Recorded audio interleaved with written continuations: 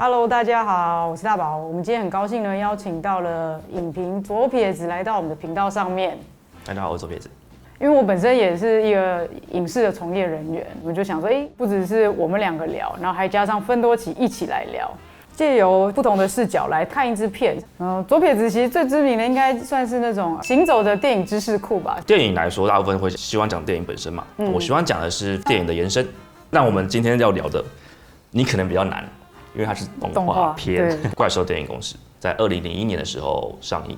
我们是不说皮克斯最强的是故事嘛，他技术也很强，他把那些毛怪的毛啊什么的做出来的他的模组，其实在那时候是很难做到，连《玩具总动员》它就很少有毛的这种质感的东西。对，因为那时候还没做出来，所以你看到的蝴蝶啊什么都是塑胶，对，塑胶的光亮面，然后到那时候才做出好，我们有毛茸茸感觉。那个年代，每一部皮克斯的动画都有个阶段性的目标，有些要做 Q 猫，然后有些要做这样子毛茸茸。那这故事我自己超喜欢。剧情呢，其实就是在讲毛怪就是惊吓专员，大眼仔就在协助毛怪打开那个任意门，就进到一个小朋友的房间里，然后小朋友在睡梦中，毛怪就吓他。然后小朋友就尖叫，那这些尖叫呢，就可以变成他们的电能，借由这个来换取他们怪兽世界的电力。就后来才发现，怪兽电力公司有一个阴谋，老板就决定把小朋友从人类世界绑架过来，在这边让他们坐上一个酷刑的椅子。那小朋友就是因为这样子，然后被绑过来了。毛怪跟大眼仔就很想要把他放回人类的世界，所以后来幕后的老板他们就全部就被抓走了。结果在这个时候，他们就想到，在跟阿布相处的过程当中，有发现他们笑的时候也会给电力。毛怪后来就变成了老板，常常会搞笑那个大眼仔，太会讲笑话，太好笑了，所以他后来反而变成了很厉害的一个搞笑专员。于是这样子，他们就得到了能源。他创造的很棒，就是特别在美国，他们家的床头底都有一个自己的衣柜储存间。所以小朋友的时候，你对于暗房你会容易跑出来，然后再对应到怪兽对于人类的未知恐惧，而且发现到你用恐惧去吓他，跟你用笑点去用它是不同的东西。恐惧确实在某一部分带给你的影响，可能比开心的事情还多。第二个想要顺便提的东西就是能源危机是一个重点。就是因为能源危机，所以他们才决定要变成把小朋友绑到他们的世界来教。前阵子就看到一个塞尔维亚的预言，那个预言是蛮奇怪的。他活在世界大战之前，可是他预言说会有世界大战，而且他说还会2次。他还讲了说，人类对于能源这件事情的解法是错的，然后我们其实有一个更大的能源在人类这边，我们还没发现到而已，所以我们在走一条冤枉路。所以大家也会想偷偷问一下多多，就是能源危机，我们现在的世界的解法是不是正确的？我们请他来分享一下。换场时间。嗨，大家好，我是芬多奇。那我们有几个疑问啊？第一个就是关于恐惧这件事，大部分人活着，因为生活、社会价值观、物质的欲望、心理的欲望，都是一种恐惧而驱动。这件事情很无解嘛？你要说无解，确实也是无解，因为它是一个促使人们可以往前进的一个动力之一。未知好了，大家大部分是很害怕的，恐惧出现了之后，它才可以有相对应的其他东西，例如说勇气，例如很擅长做极限运动的人，他去做很多极限运动的时候，对他来说已经是家常便饭了。这个招式我已经做了300次了。如果今天我要带一个初学者去做一样的事情的时候，他可能吓到不行了，我怎么站这么高？我从没滑下去吗？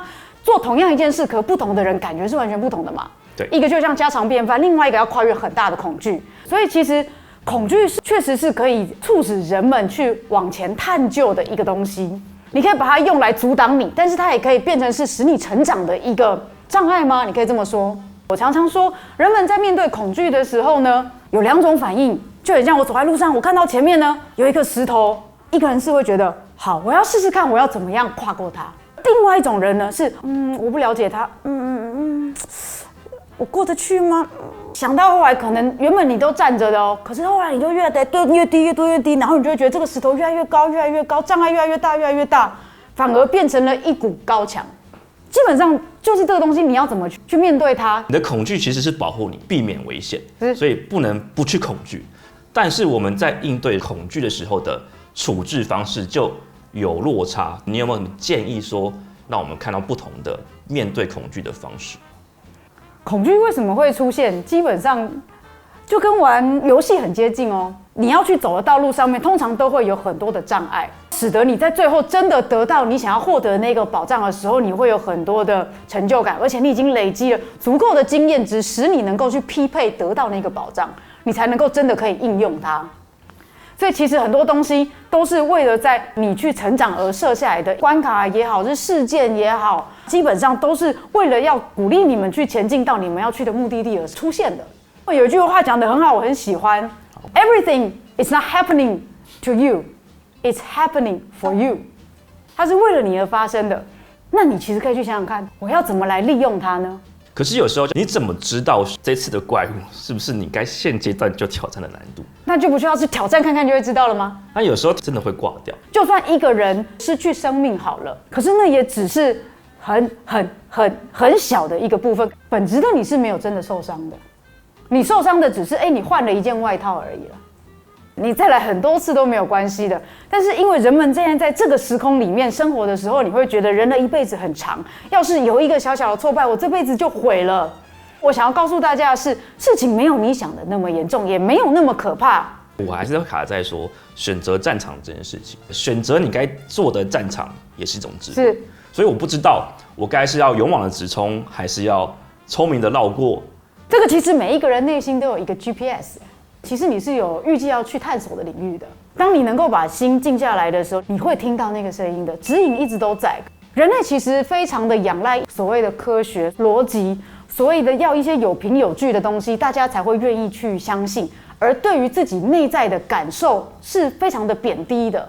如果头脑这么棒，为什么现在我们的社会有这么多的问题？那为什么还会一堆人求神问卜？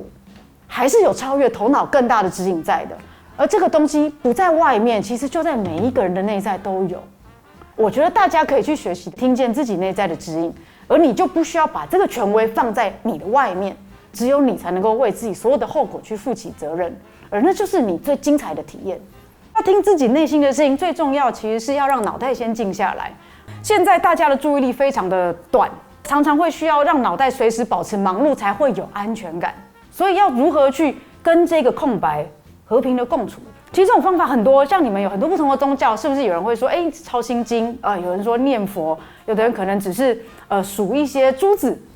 因为一旦你开始在做一个重复性的动作的时候，空隙会出现，当然杂念也会出现，杂念会一直跑，一直跑，跑到后面的时候，你一定会有空档出现，然后你就会静下来，让自己达到一个接近半出神的状态。当你愿意把头脑的那个控制稍微放开一点点的时候，内在的指引有时候就会出来。有的时候每个人得到的指引都不一样哦。有的人指引可能会是我应该要去做这个选择；有的人指引可能只是一个字。大家都不是只是脑袋这个小盒子里面的存在而已。每一个人都可以这样做到，但是都要去练习。重点就是要跟你的头脑去和平共处。那我们有办法让更多宇宙的我们来帮忙？当然可以啊。你说你的灵光一闪，其实就是另外一个时空的你啊，把自己变成一个可以调频的收音机。好，有个问题想问的就是关于能源这件事情。是我们人类在处理能源短缺的方式，会不会走到一条冤枉路上去？所有的路都不会是冤枉路，它必须要经历，然后才会来到后面你要去的地方。大家会发现，人类现在在使用的能源都是一些非常重浊的物质，例如说石油、天然气，这都是一些地下的东西。所以大家都在吃老本，那老本吃完了以后怎么办？其实大家很喜欢讲用爱发电。如果你真的认知到爱是什么，而你真的可以运用它的话，用它发电还太浪费了呢。它不只可以发电呢，它可以把一个东西的频率的状态改变。例如说，对一个植物或者是对一杯水，不断的给它爱的频率的时候，它的结构都会改变。你是不是爱自己，你自己都会改变？物品也可以，可以。那我们可以把这东西提炼出来，变成一个能源吗？可以，但是你们所需要的是，例如说让车跑起来，这不需要用到那个等级的东西来做。其实，在你们的空气当中就有能源可以使用。这就是我想知道的东西。例如说，像你们会使用氢气来做空气车，还有一些其实是水的能源，还有闪电的能源。其实还有很多，像是现在在说的脑场，这是一个像是水晶磁场里，它本身就是一个脑场。我们华人会讲的气。这个东西都是有能源的，但是大家还没有学会怎么样去使用它。但是你会发现这个东西很轻，轻到你好像都没有意识到它，就像以前人类没有发现空气存在一样。那别的星球会有这种东西？有啊，很多星球都已经有啦，他们也已经把它做成了不一样的交通工具，然后来地球参访啦。你可以把地球当做一个培养皿，地球是一个很年轻的星球。如果给了一个工具给你，你可能会把它变成武器的时候，那高智慧的其他的生物，它有可能轻易的把这个工具给地球人嘛？就很像是，例如说，你不会给小朋友一把刀玩吧？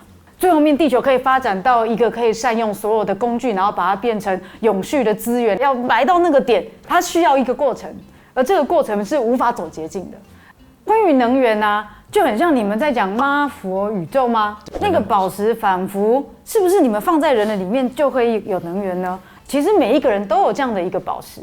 我们回到物质的层面来说，其实那个宝石跟你的心是完全扣在一起的。